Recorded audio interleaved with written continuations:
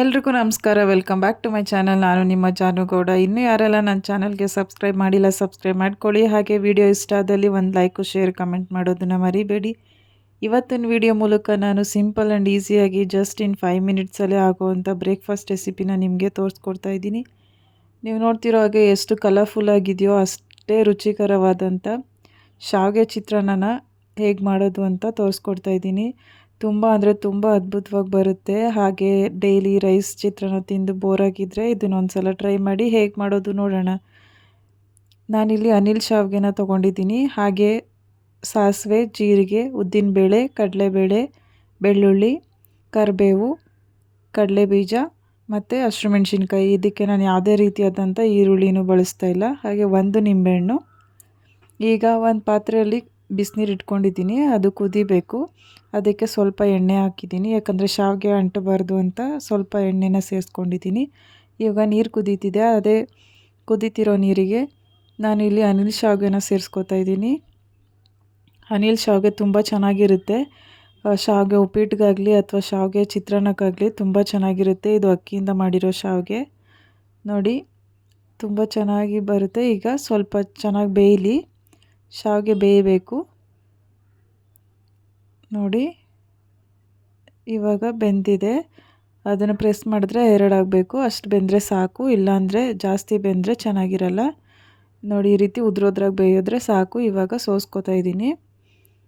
ಏನು ಬೇಯಿಸಿಟ್ಕೊಂಡಿದ್ವಿ ಅದನ್ನು ನೀರು ಸಪ್ರೇಟ್ ಮಾಡಬೇಕು ನೋಡಿ. ಇವಾಗ ಸೋಸ್ಕೊಂಡಿದ್ದೀನಿ. ಇದಕ್ಕೆ ಸ್ವಲ್ಪ ತಣ್ಣೀರು ಹಾಕಿ ಸೋಸ್ಕೋಬೇಕು, ಯಾಕಂದರೆ ಬಿಸಿನೀರಲ್ಲಿ ಹಾಗೆ ಬಿಸಿನೇ ಬಿಟ್ಟರೆ ಅದು ಇನ್ನು ಶಾವಿಗೆ ಮೆತ್ತಗಾಗಿಬಿಡುತ್ತೆ ಮತ್ತು ಚೆನ್ನಾಗಿರಲ್ಲ, ಉದ್ರುದ್ರಾಗಿರಲ್ಲ. ಅದರಿಂದ ತಣ್ಣೀರು ಹಾಕಿದ್ರೆ ಈ ರೀತಿ ಉದ್ರುದ್ರಾಗಿ ಬರುತ್ತೆ ನೋಡಿ. ಇವಾಗ ನೀರೆಲ್ಲ ಸೋಸ್ಕೊಂಡು ಈಗ ಒಂದು ಪಾತ್ರೆ ತೊಗೊಂಡು ಅದಕ್ಕೆ 1 ಸ್ಪೂನ್ ಎಣ್ಣೆ, ಒಗ್ಗರಣೆ ಹಾಕೋತಿರೋದು, 1 ಸ್ಪೂನ್ ಸಾಸಿವೆ, 1 ಸ್ಪೂನ್ ಜೀರಿಗೆ, ಹಾಗೆ ಏನು ಕಡಲೆಬೇಳೆ, ಬೆಳ್ಳುಳ್ಳಿ ಎಲ್ಲ ತೊಗೊಂಡಿದ್ದೀವೋ ಅಷ್ಟೂ ಹಾಕಿ ಒಗ್ಗರಣೆ ಹಾಕೋಬೇಕು. ತುಂಬ ಅಂದರೆ ತುಂಬ ಈಸಿ, ಒಂದು 5 ಮಿನಿಟ್ಸಲ್ಲೇ ಆಗಿಬಿಡುತ್ತೆ ಇದು ನೋಡಿ. ಈಗ ಕಡಲೆಬೀಜ, ಇದಕ್ಕೆ ನಾನು ಈರುಳ್ಳಿನ ಹಾಕಿಲ್ಲ. ನೀವು ಬೇಕು ಅಂದರೆ ಇಷ್ಟ ಇದ್ದರೆ ಹಾಕೋಬೋದು, ಇಲ್ಲ ಅಂದರೆ ಈ ರೀತಿ ಸಿಂಪಲ್ಲಾಗಿ ಮಾಡ್ಕೋಬೋದು. ಈ ಶಾವಿಗೆನ ನೀವು ಮೊಸರು ಒಗ್ಗರಣೆನೂ ಸಹ ಮಾಡ್ಬೋದು. ಚಿತ್ರಾನ್ನಕ್ಕಿಂತ ಮೊಸರು ಒಗ್ಗರಣೆ ಇನ್ನೂ ತುಂಬ ಚೆನ್ನಾಗಿರುತ್ತೆ. ನಿಮಗೆ ಬೇಕು ಆ ವಿಡಿಯೋನು ಅಂತಂದರೆ ನೀವು ಕಮೆಂಟಲ್ಲಿ ತಿಳಿಸಿ, ನಾನು ಆ ವಿಡಿಯೋನ ಅಪ್ಲೋಡ್ ಮಾಡ್ತೀನಿ.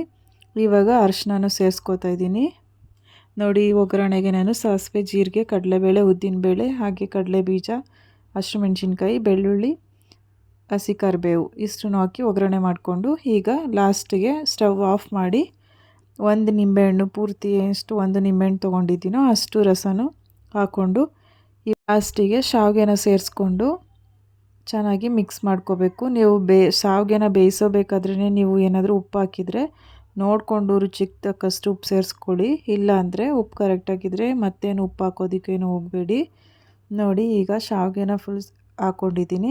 ಈಗ ಇದನ್ನು ಸ್ವಲ್ಪ ಮೆತ್ತಗೆ ನೀಟಾಗಿ ಮಿಕ್ಸ್ ಮಾಡ್ಕೋಬೇಕು ನೋಡಿ. ಈ ರೀತಿ ಮಿಕ್ಸ್ ಮಾಡಿಕೊಂಡ್ರೆ ತುಂಬ ಚೆನ್ನಾಗಿರುತ್ತೆ. ನೀವು ಮಕ್ಳಿಗೂ ಸಹ ಟಿಫನ್ಗೂ ಹಾಕ್ಕೊಡ್ಬೋದು, ಬಾಕ್ಸ್ಗೂ ಸಹ ಹಾಕಿ ಕಳಿಸ್ಬೋದು ನೀವು ನೋಡಿ. ತುಂಬ ಅಂದರೆ ತುಂಬ ಚೆನ್ನಾಗಿರುತ್ತೆ. ಒಂದು ಸಲ ನೀವು ಮನೆಯಲ್ಲಿ ಟ್ರೈ ಮಾಡಿ. ನಿಮ್ಗೆ ಯಾರಿಗಾದ್ರೂ ಶಾವಿಗೆ ಚಿತ್ರಾನ್ನ ಇಷ್ಟ ಇದ್ದರೆ ಕಮೆಂಟಲ್ಲಿ ತಿಳಿಸಿ.